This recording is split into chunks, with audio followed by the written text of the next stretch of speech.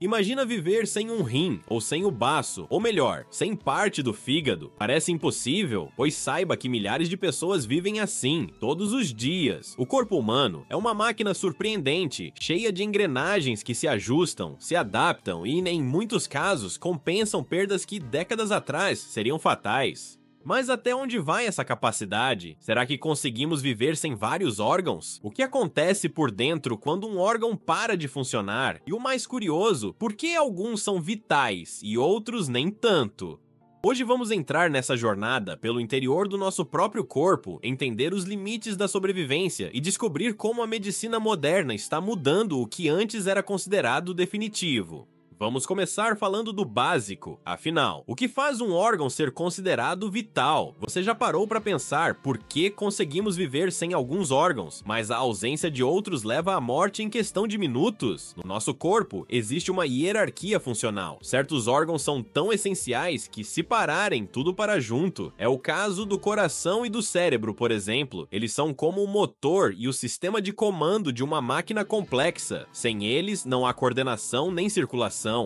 E é isso que torna um órgão vital. No total, o corpo humano tem cerca de 78 órgãos, mas nem todos têm a mesma importância quando o assunto é sobrevivência imediata. Um exemplo clássico são os pulmões. Temos 2, mas basta um para continuar respirando, ainda que com limitações. Já o fígado, mesmo sendo um só, desempenha mais de 500 funções, o que o coloca entre os indispensáveis. É como se alguns órgãos fossem protagonistas e outros coadjuvantes de luxo.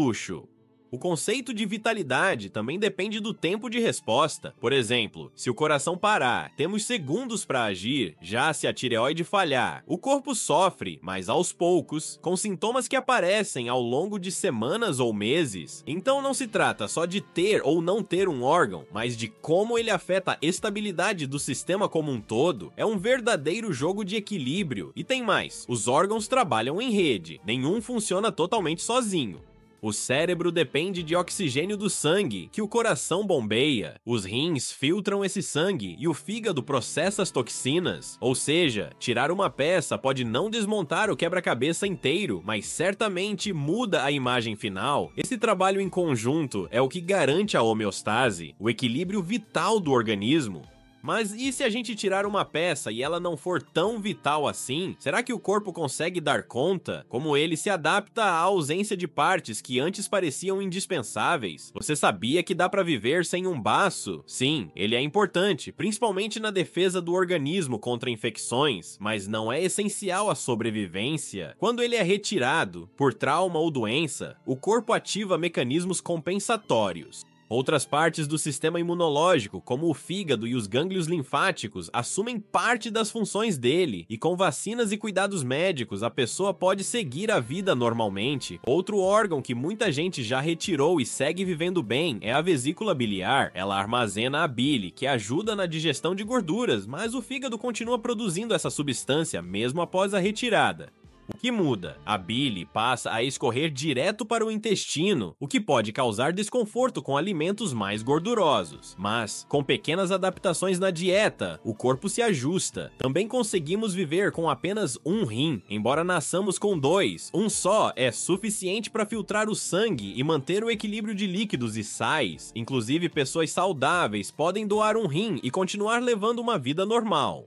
O rim que fica tende a crescer um pouco e trabalhar dobrado, o que mostra o poder de adaptação do nosso organismo. O fígado é outro caso curioso. Apesar de ser vital, ele tem uma capacidade impressionante de regeneração. Dá para remover até 70% dele em uma cirurgia e ele volta a crescer. Isso é utilizado, por exemplo, em transplantes entre vivos, onde um pedaço do fígado do doador é implantado no receptor. Com o tempo, os 2 órgãos se regeneram e continuam funcionando.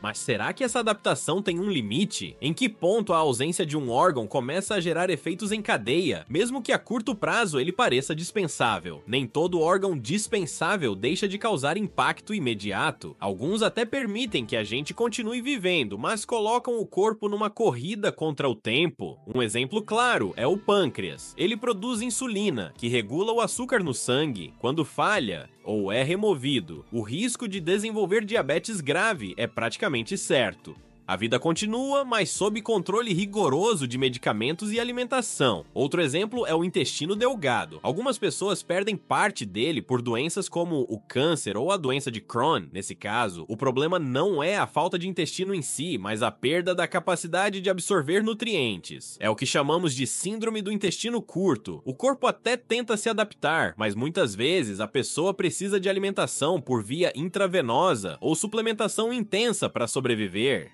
A tireoide, por sua vez, pode ser retirada completamente por câncer ou distúrbios autoimunes, e a pessoa não morre, mas ela precisa tomar hormônios sintéticos diariamente, porque a falta desse equilíbrio afeta desde o peso até o humor e os batimentos cardíacos. É como se o corpo estivesse sempre tentando encontrar um novo ponto de equilíbrio, mas com ajuda externa. Até as glândulas suprarrenais entram nessa lista.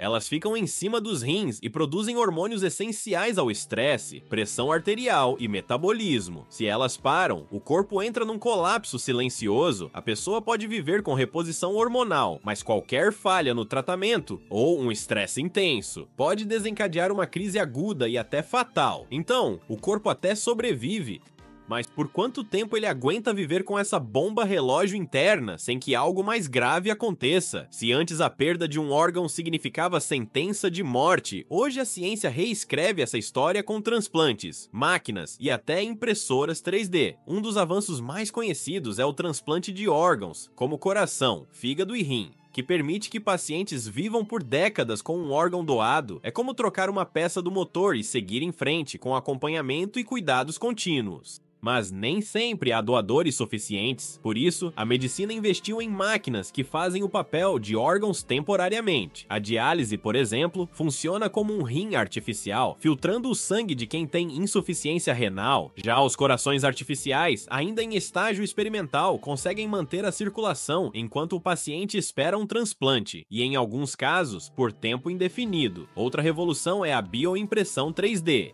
Cientistas já conseguiram imprimir tecidos e estruturas simples, como pele e cartilagem, usando células humanas. O objetivo? Criar órgãos personalizados, sob medida, compatíveis com o paciente. Ainda estamos longe de imprimir um coração completo, mas os primeiros passos já foram dados, e isso muda completamente a perspectiva de quem vive na fila. Existem até histórias que parecem ficção científica.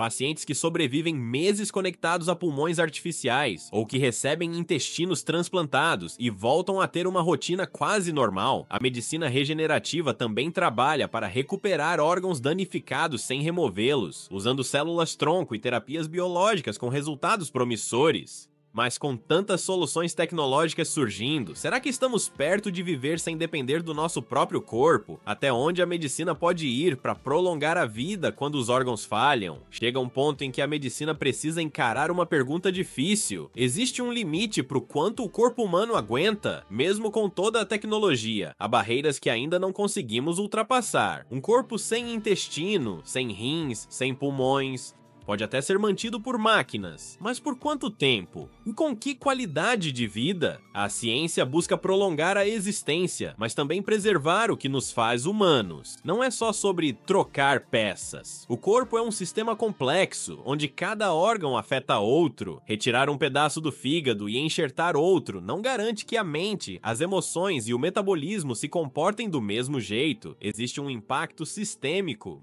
E mesmo com reposições e monitoramentos, a ausência de um órgão altera a forma como o corpo responde ao mundo, do cansaço ao apetite, da imunidade ao humor. O avanço da medicina trouxe esperança, sim, mas também nos convida a pensar sobre os custos físicos e emocionais de sobreviver com suporte total. Quando um paciente vive meses conectado a aparelhos, há uma linha tênue entre manter a vida e prolongar o sofrimento.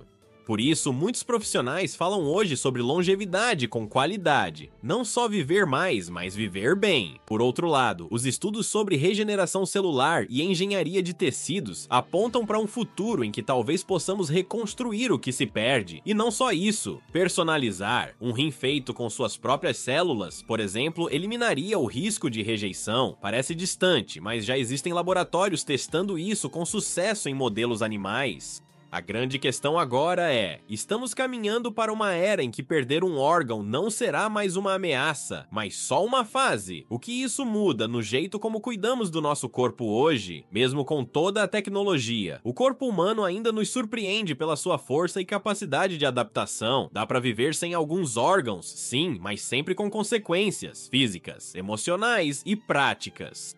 A medicina pode ajudar a manter a vida, mas ela não substitui o valor de prevenir, cuidar e entender o funcionamento do próprio corpo. Por isso, se tem uma coisa que esse vídeo deixa claro, quanto mais você conhece seu corpo, mais autonomia tem para fazer escolhas conscientes. Se aprendeu algo novo hoje, deixa seu like, se inscreve no canal e ativa o sininho e me conta aqui nos comentários qual parte mais te surpreendeu.